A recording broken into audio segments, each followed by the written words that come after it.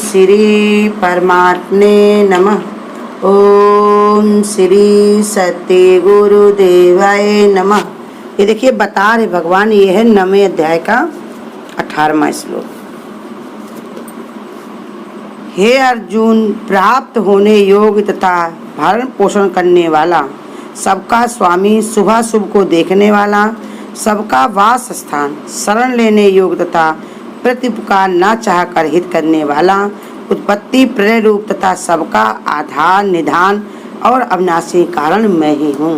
भगवान और ये खोल करके बता रहे इस श्लोक में कि सबका मैं ही आधार हूँ और मैं ही अविनाशी कारण हूँ। माने ऐसा मैं कारण हूँ जिसको कभी नाश नहीं किया जा सकता। संसार में बहुत सारे कारण होते हैं, बनते और बिगड़ते रहते हैं। इस कारण ऐसा हुआ, उस कारण ऐसा हुआ, फिर समय आने पर वो कारण भी नहीं रहता। लेकिन भगवान कहते हैं मैं अविनाशी कारण हूँ। कितने भी कारण हों लेकिन सबको बनाने वाला मैं ही हूँ। जीवन विशेषक सभी क्रियाएं, स्थितियाँ व अवस्थाएं सभी भगवत रूप हैं। इसमें भगवान यही समझा रहे कि सबका अपना अपना महत्व निम्न प्रकार से है। क्या है? पहले गति, दूसरा भर्ता, तीसरे प्रभु, चौथा साक्षी, पांचवा निवास और छठा है शरण और सातवां सुहृद, आठवां प्रभव, नवा है प्रलय, 10वां है स्थान और 11वां निधान और 12वां है अव्यय बीज। ये सब भगवान ने बताया कि सब मेरे ही स्वरूप हैं। किसी क्रिया के फल रूप जो कुछ भी प्राप्ति होती है उसे ही गति कहते हैं। गति कैसे मिली? जैसी क्रिया हुई उसी का फल मिला, उसी के अनुसार। जैसे भगवान ने कहा अपनी गति ऐसे बनाओ, मेरे में निरंतरता रखो, मेरे में श्रद्धा रखो, मेरे में विश्वास रखो, मेरी ही शरण में आओ, तुम्हारी गति कौन सी होगी? परम गति। ऐसे ही समझा रहे हैं कि जितनी क्रियाएं हैं, किसी क्रिया के फल को ही गति कहते हैं। माने उसके अनुसार ही उसको मिलता है। जल के बिंदु को कहीं भी ये बे मिलाकर नालियों में बहकर नालों नदियों में मिल जाते, अथवा भाप बनकर वायुमंडल में छा जाते, फिर मेघों के द्वारा बरसकर वे किसी न किसी जल प्रभाव में पड़ जाते। हर नदी के बहने का अंतिम स्थान समुद्र ही है। माने समुद्र से ही वो उत्पन्न हुए हैं और समुद्र में ही जल विलीन हो जाता। उसी प्रकार मनुष्य की इच्छाओं, क्रियाओं के तरह तरह ही वस्तुओं और भावों में उस उपलब्धि होती है, परंतु अंत में जो प्राप्त वस्तु होती वो भगवान ही है। कितनी रुकावट आ जाए, कर्म के कारण कैसी भी समस्या आ जाए, कोई भी योनि मिले, लेकिन जब तक भगवान से मिलकर के एक नहीं हो जाती मनुष्य की, तब तक उसकी गति नहीं होती। यही मनुष्य की गति है। साधन धाम मोक्ष कर द्वारा भगवान को पाने के लिए मनुष्य का शरीर लिया है। और जब तक हम परमात्मा को नहीं पा जाते तब तक हमारी गति नहीं होती। एक दुर्गति होती है। जो हम भगवान से दूर हैं तो ये हमारी दुर्गति ही है, और वही परमात्मा से मिल जाए तो वही परम गति होती है। और ये बता रहे दूसरा भर्ता, संसार में रक्षा करने और पालन पोषण करने की जो क्रियाएं हैं उन सब का आदि स्रोत भगवान ही है। साधारण तौर पर ऐसा दिखाई पड़ता है किसी का पालन पोषण किसी अन्य व्यक्ति के द्वारा हो रहा हो, पर व्यक्ति केवल निमित्त मात्र होता है। उसमें जो पालन पोषण की शक्ति है उसका आधार स्वयं भगवान ही होता है। कहते दो निमित्त कारण जो दिखाई पड़ते हैं, लेकिन उसका आधार कौन है? स्वयं भगवान ही।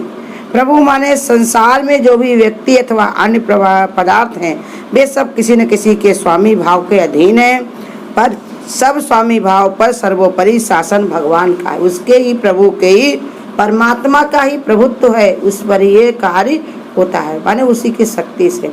जैसे बिजली है, करंट आता है तो रोशनी प्रकाश जो होता है वो बिजली का ही होता है।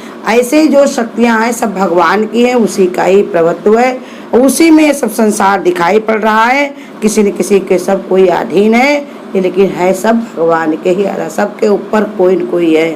कोई ऐसा ना समझे कि हमारे ऊपर कोई नहीं है। सबके ऊपर स्वयं भगवान का प्रभुत्व है। सब भगवान के ही आश्रय पर हैं। भगवान सबके भाव को, सबके विचार को देख रहे हैं, समझ रहे हैं। और कहते साक्षी, किसी व्यक्ति अथवा घटना की जो देखता है वो उसका साक्षी कहलाता है। सब भगवान के वास्तव में सबके ही साक्षी हैं। कहते कोई भी घटना हो, कोई भी कार्य हो, तो गुरु कहते कोई न कोई देखे या ना देखे, लेकिन भगवान सबका साक्षी है, वो सबको देख रहा है। और निवास, रहने के स्थान पर निवास कहते हैं। मनुष्य एक घर में रहता है और उनमें रहते हुए वो अपने आने जाने की भिन्न भिन्न प्रकार की क्रियाएं करता रहता है। वह चाहे कुछ समय के लिए वहाँ से बाहर चला जाए, पर घर ही मनुष्य के रहने का स्थान कहलाता है। इसी प्रकार विभिन्न व्यवहार करते हुए भी मनुष्य की स्थिति भगवान में ही रहती है, इसलिए वे ही सबके निवास स्थान। जैसे कहीं पर भी इंसान ने अपना निवास स्थान बनाया हुआ, रहने के लिए घर बनाया हुआ, वो कहीं भी चला जाए, देश विदेश और अपने मैके ससुर कहीं भी चला जाए ससुराल, लेकिन निवास स्थान उसका वही रहता है। ऐसे ही बता रहे कि मनुष्य की स्थिति भगवान में ही। मनुष्य के अंदर कौन निवास करता है? परमात्मा। वो अपने कर्म के अनुसार कोई भी योनि ले, कैसा भी कार्य करे, लेकिन उसके अंदर है तो परमात्मा का ही निवास। सबके अंदर परमात्मा का ही निवास है। कर्म के कारण कोई योनि होती है, कोई गति हो सकती, कसाब बिच्छू कीड़े मकोड़े सब बन जाते, कोई भी बन जाए, लेकिन अंदर सबके निवास किसका है? भगवान का। और शरण, जहाँ आश्रय लिया जाए वही शरण कहते हैं। क्रियाओं के शब्द एक भगवान के आश्रय के स्थान पर है। जितनी भी क्रियाएं होती हैं वो भगवान की शरणागति से, भगवान के ही सहारे से होती हैं। भगवान निकल जाए तो कौन सी क्रिया कौन कर पाएगा? कोई नहीं कर पाएगा। और कहते सुहृत, जो बिना किसी कारण के कल्याण करने वाला हो, सदैव मनुष्य के हित की रक्षा करता हो और बदले में कुछ ना चाहता हो, ऐसे केवल एक भगवान है, वे सबके ही सुहृत हैं। संसार में अगर कोई से किसी को हित होता है तो उनका कुछ ना कुछ स्वार्थ रहता है, लेकिन भगवान को किसी से स्वार्थ नहीं है, क्यों? भगवान स्वयं सामर्थ्यवान है, उनको कुछ किसी से जरूरत नहीं है, फिर भी सबके लिए वो अच्छा ही सोचते हैं, अच्छा ही करते हैं।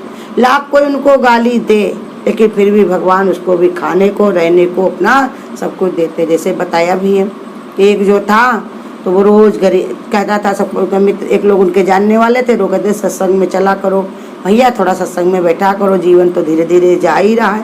कहते क्या करें, वहाँ जा करके क्या मिलता है? तुम लोग ऐसे दौड़े दौड़े जाते हो और सब काम अपना छोड़ करके जाते हो, हमारे पास इतना टाइम नहीं है, और हम क्या जाने भगवान को उन्होंने मेरे लिए किए क्या। तो फिर उन्होंने कहा अच्छा कोई बात नहीं, नहीं किया तो नहीं, भगवान का नहीं जाते हो तो नहीं उनका कीर्तन करते हो तो उनको गाली ही दिया करो, कुछ तो उनके नाम लेकर किया करो। तो उसने एक दिन मन में ठान लिया कि चलो भैया, जब उसने किया नहीं तो सुबह से आज भगवान को खूब गाली देते। तो भगवान को जो भी गाली आती, आगे भगवान कहें, पीछे कहें भगवान तुम बड़े खराब हो, तुमने ऐसा किया, तुमने वैसा किया, लेकिन आगे वो भगवान को ही नाम ले रहे थे बार बार। शाम तक ऐसे रटते रहे, अब शाम को भगवान प्रकट हो गए।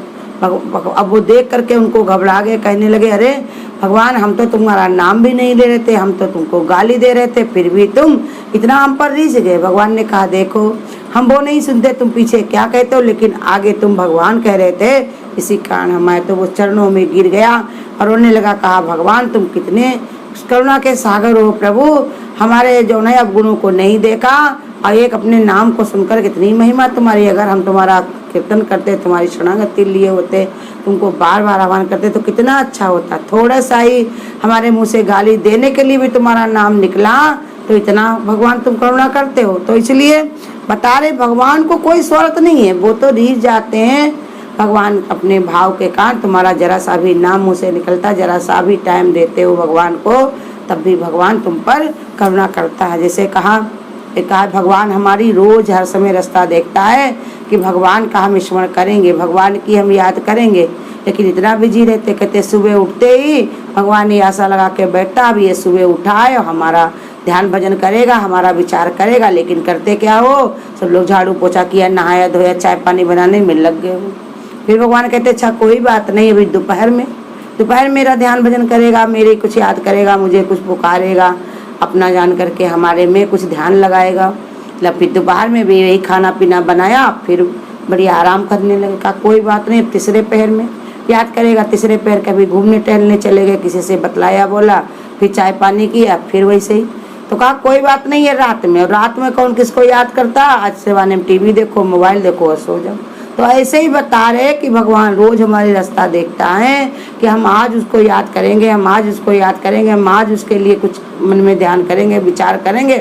लेकिन देखो कितनी कितनी उम्र के सब हो चुके, कभी इतना तुम संसार में मोह ममता करते हो, इतना क्या भगवान से तुम्हें मोह ममता है कि वो कितने दिन से हमारा वही साथी है। भगवान ने कहा जन्म जन्म से मेरा साथी, हम ना समझी तेरी बातें।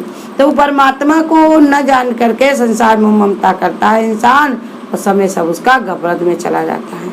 लेकिन भगवान कहते तुम हमसे ही प्रीत करो, उधर भी करो, मिले हैं तुमको, लेकिन ज़्यादा तुम हमारा ही ध्यान विचार करो, क्योंकि हम ही तुम्हारे सच्चे साथी हैं, सबके अंदर हम ही विद्यमान है। तो इसलिए भगवान सबका सुहृद है। अब वो देखो इतनी रास्ता इतना ना लेने पर भी, इतनी उम्र होने पर भी वो खाने को, पीने को, रहने को सारी सुविधाएं देता है। अगर वो हमारी गलती देखे, हमारी कमियां देखे, तो कोई इस लायक है जिसको ये आज की रोटी मिले या चैन से उसको सुकून मिले। लेकिन भगवान कहते हम वो तुम्हारा नहीं देखते, हम कहते तुम कैसे भी हो हमारी ही संतान हो। इसलिए हम भगवान कहते हैं तुम अपना समझ करके उससे सुहृद माने, हृदय से उसको सुंदर विचार करते। जैसे माँ बाप अपने बच्चे को अगर मारे भी तो मारेंगे जोर से हाथ उठा करके, लेकिन चोट लगने ना पाए।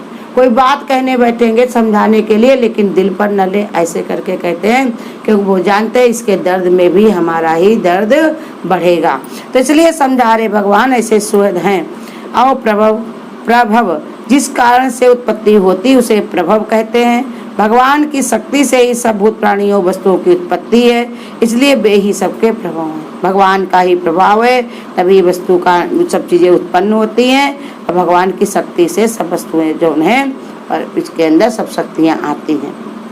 प्रलय अंत में जिसमें सब लीन हो गए हैं, ऐसे हो जाते हैं, ऐसी शक्ति केवल भगवान की है, इसलिए उन्हें प्रलय रूप भी कहा जाता। स्थान जिस आधार पर सब स्थित रहते हैं, विभिन्न क्रियाओं में संलग्न रहते हैं, जहाँ उनकी अचल ठौर है वही भगवान का स्थान है। निधान महाप्रलय हो जाने पर भी जहाँ समस्त प्राणी आत्म रूप से बहुत काल तक सुरक्षित रखते जाते हैं, उन सब का निधान है। भगवान की अव्यक्त चेतन शक्ति ही सब प्राणियों का निधान है। अव्यय बीज, ये 12वां बता रहे आखिरी, अव्यय बीज जिस पदार्थ से किसी अन्य पदार्थ की उत्पत्ति होती है उसे बीज कहते हैं। वृक्ष का बीज की तुलना में अत्यंत सूक्ष्म होता है, परंतु उसी वृक्ष की लकड़ी, फूल, पत्ते इत्यादि निकलते हैं। संसार के जितने भी बीज होते हैं उन सबको नाश कभी न कभी हो जाता, परंतु सृष्टि के बीज रूप में भगवान है, वे अविनाशी, इसलिए उसका सबका अविनाशी बीज भी कहा जाता है। कहते हैं संसार में जितने भी बीज हैं वो सब पैदा होते, नाश उनकी हो जाती सृष्टि जब प्रलय होती है, लेकिन भगवान कहते हैं अव्यय बीज हैं जो कभी भी नाश नहीं होते, कभी उनका विनाश नहीं होता।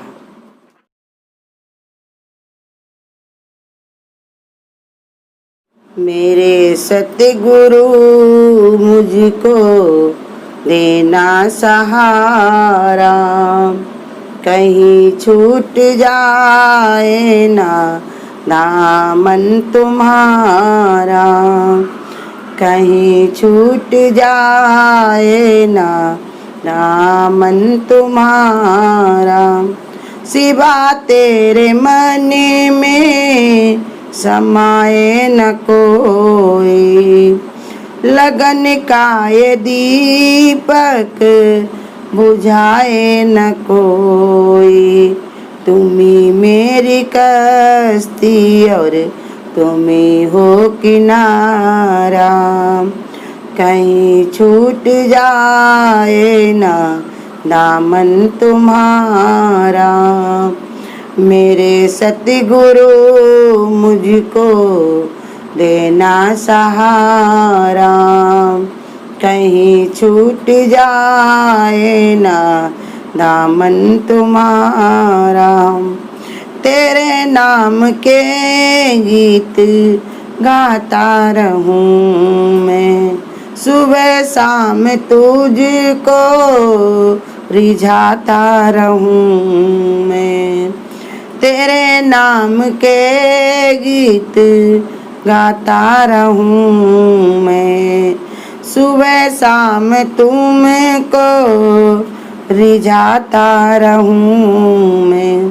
तेरा नाम मुझको हो प्राणों से प्यारा, कहीं छूट जाए ना दामन तुम्हारा। मेरे सतगुरु मुझको देना सहारा, कहीं छूट जाए ना दामन तुम्हारा। बड़ी भूल की जो मैं दुनिया में आया, ब्याज के संग संग मूल भी गवाया। बड़ी भूल की जो मैं दुनिया में आया। ब्याज के संग संग मूल भी गवाया। नहीं भेजना मुझको जग में दोबारा। कहीं छूट जाए ना दामन तुम्हारा। मेरे सतगुरु मुझको देना सहारा। कहीं छूट जाए ना दामन तुम्हारा। अगर आपको आज की वीडियो अच्छी लगी हो तो वीडियो को लाइक और शेयर करना ना भूलें। आगे की वीडियोस देखने के लिए चैनल को सब्सक्राइब करें और नोटिफिकेशन